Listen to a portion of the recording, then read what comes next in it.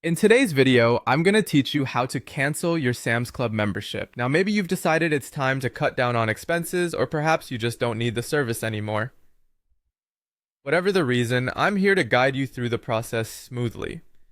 First off, the easiest step is visiting the Sam's Club help page. You'll want to navigate to their detailed guide on how to deactivate a membership. Their instructions are clear and provide the foundational steps you'll need. This tool is handy because it offers a comprehensive overview in case you run into any hiccups along the way. Moving on, let's talk about the specific options you have to cancel your membership. One straightforward method is to physically visit the member service desk at your local Sam's Club. This option is ideal if you're someone who prefers handling things face to face and would like immediate deactivation.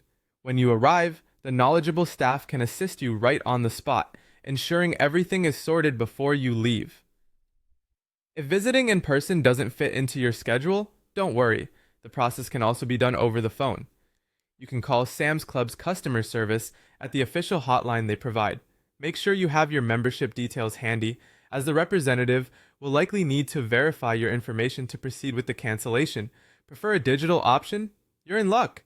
Sam's Club also offers an online live chat service where you can request the deactivation of your membership. This can be a convenient alternative if you're unable to make a call or visit the store.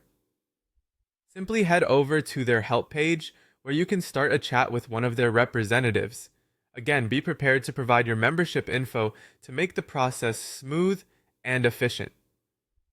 Now, a quick tip for all these methods. Have your membership card or account number ready beforehand. It will make the deactivation process quicker and require less back and forth with their support team. It's also good to know that Sam's Club may ask why you're canceling. This isn't to pry, but rather to understand their members' needs better.